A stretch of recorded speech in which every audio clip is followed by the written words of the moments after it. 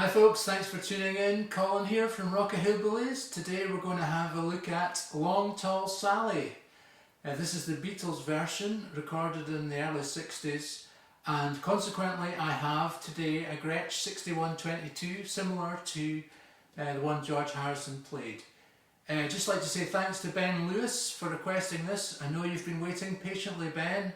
It's taken me a little while to figure out actually how to present it, because this song is very much a two-guitar band kind of arrangement, and it's actually quite hard to do it on one guitar, and it just shows you how cleverly John Lennon and George Harrison worked together to create their guitar parts that worked seamlessly between each other.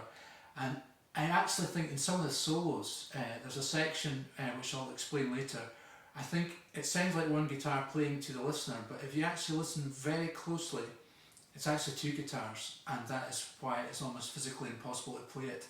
I have worked out a way to play it, but I couldn't do it live, to be honest. Anyway, I'm going to break it down for you now. I hope you enjoy the lesson. Thanks for tuning in. Please subscribe to these lessons, and it helps to keep us going. Thanks very much. I'm gonna tell Aunt Mary about Uncle John. He says he's got the music, but he has a lot of fun. Oh baby, yeah baby, ooh baby, having me some fun tonight.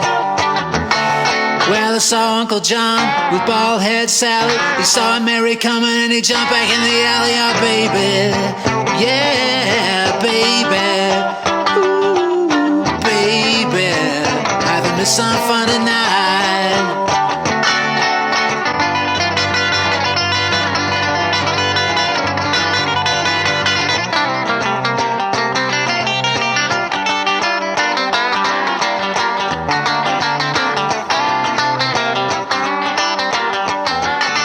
Well, Long Tall Sally, she's built for speed. She got everything that Uncle John need. Oh baby, yeah baby, ooh baby, having me some fun tonight.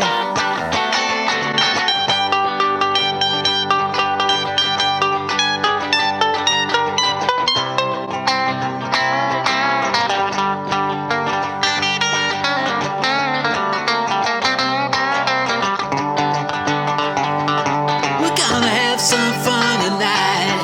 We're gonna have some fun tonight. Everything's alright. We're gonna have some fun tonight. Oh baby, having me some fun tonight. Yeah, we're gonna have some fun tonight. We're gonna have some fun tonight. Ooh, we're gonna have everything's alright. We're gonna have some fun tonight. Oh baby, we're gonna have some fun tonight.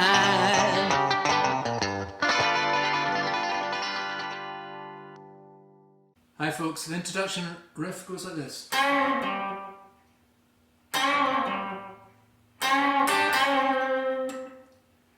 So what's happening there, we're just really, it's just a pentatonic sort of thing going on, so we're pushing the 5 up on the G and releasing it, and then pulling off the 3, and then playing the 5 on the D.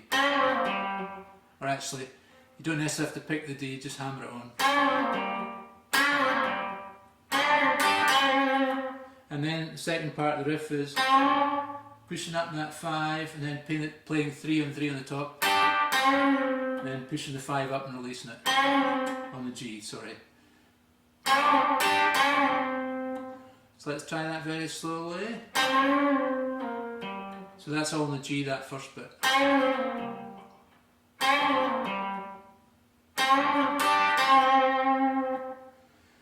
And there's an underlying riff. Goes like that. Which I think is, I don't know who does it, it's maybe Lennon or Harrison. Probably Harrison actually.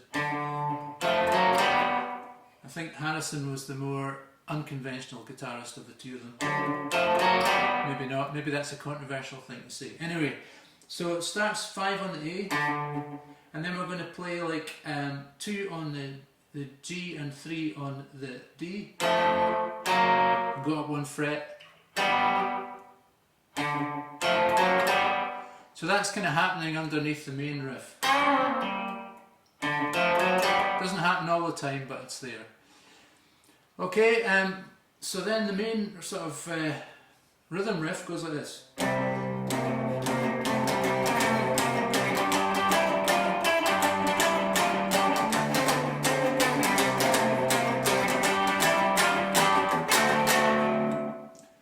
So basically it's that classic rock and roll riff we all know and love. So you're playing that C7 shape, and then you're taking your pinky on the A string on the 13th fret and sliding it down to 12 on the A string.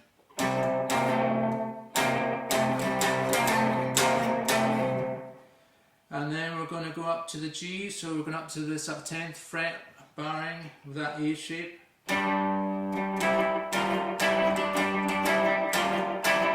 So that's playing the 14 and the 15 with your pinky. Then we're going to go to that.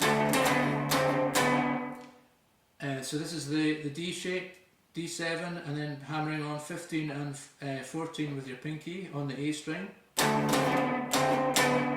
Down to C. Back to G.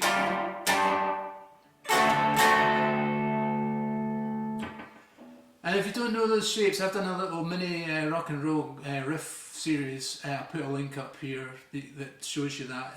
But that's a kind of classic rock and roll riff which everyone should have under their fingers. I'm sure that you do now if you've been following this channel, and I do appreciate it. Thanks very much. Okay, for the second part of the riff where he's going, we're gonna have some fun tonight.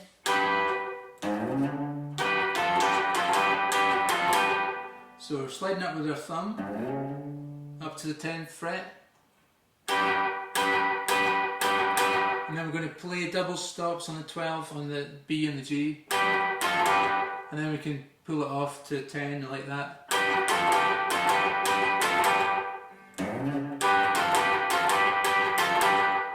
Then go down on the C chord, go to the same thing, 5 and 5 on the B and the G, then 3 and 3 on the B and G.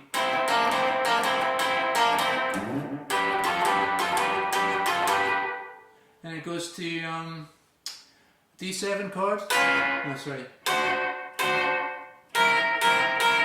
So that's basically 7 on the top 4 strings, but put your second finger onto the 6 on the E. Down 2 frets, and then it's back to that. Let's have a look at the solo then. Now this is not easy. This is John Lennon's idiosyncratic style.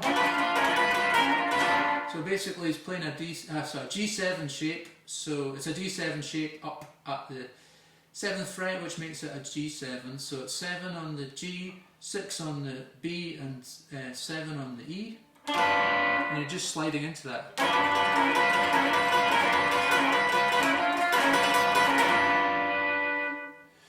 And then it slides down.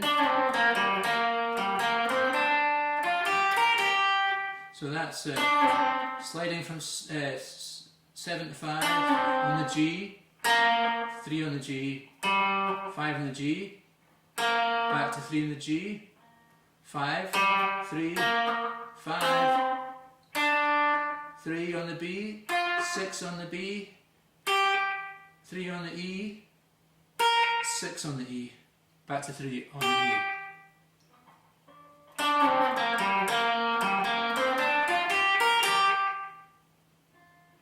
And then it goes back to 3 on the B, 3, 5, 3 on the E, 6, 5, 3 on the B, 5 on the G, 3 bent, 5 on the D, then 5 and 5 on the B and G bent, 3 and 3 on the B and G, 5 on the D, 3 and 3 on the B and G, 5 on the D.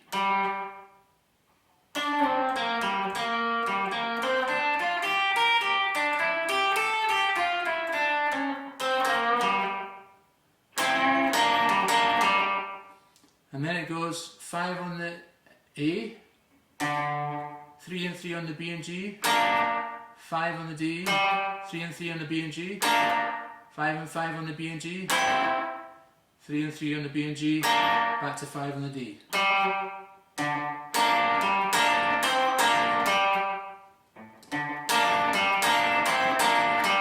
Slide up to 6 and 7 on the B and the G,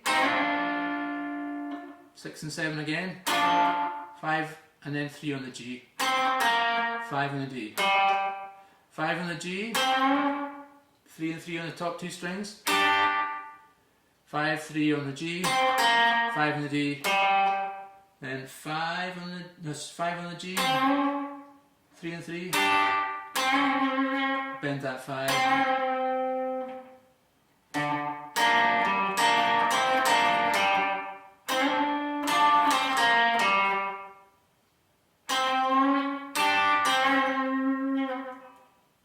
okay, so the next bit is really tricky, and this is a bit I think is actually 2 guitars. So you're going up to 15 on the E and 17 on the D. And I think that's 2 guitars on the record. Then you just walk up 1 fret.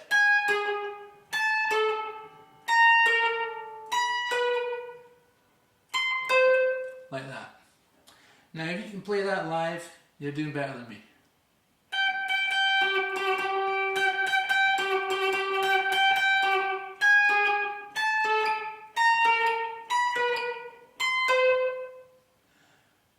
So anyway, there we go, that's the start of the second solo, and after that it goes 5 on the G, then 5 and 5 on the G and B, then bend that and release it.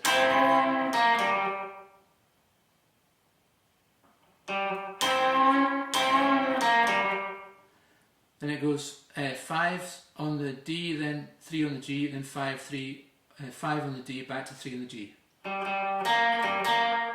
3 on the B, 6, 3 on the E.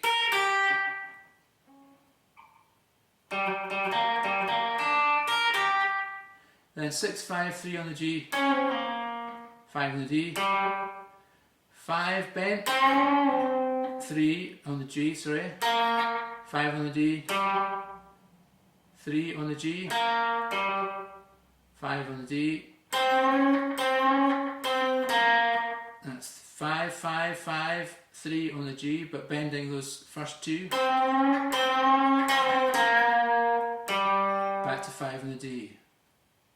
Let's play that section.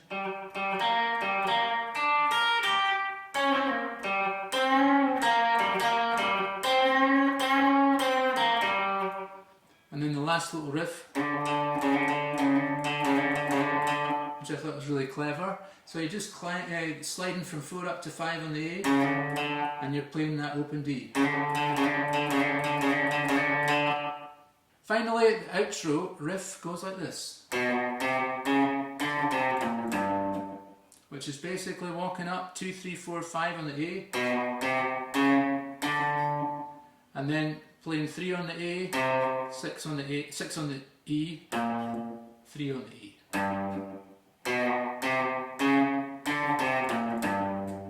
And just a G7. And there might be a, because there's 2 guitars going the whole time. Something like that. So Ben, that was Long Tall Sally. I hope you got something out of that, and sorry it took me so long to post this. As I say, it was a challenge to figure out how to present it. The sort of nature of the Beatles is there is no beginning and end to the musicianship. It's seamless between them, all of them. They were a tremendous group, and that's what a group should be, really. Otherwise there's no point not being solo. Anyway, thanks very much. Please subscribe if you enjoy these lessons. I'll see you next time. We've got more rock and roll coming up. We're going to do a Chuck Berry for you just shortly. Okay, thanks very much. Bye.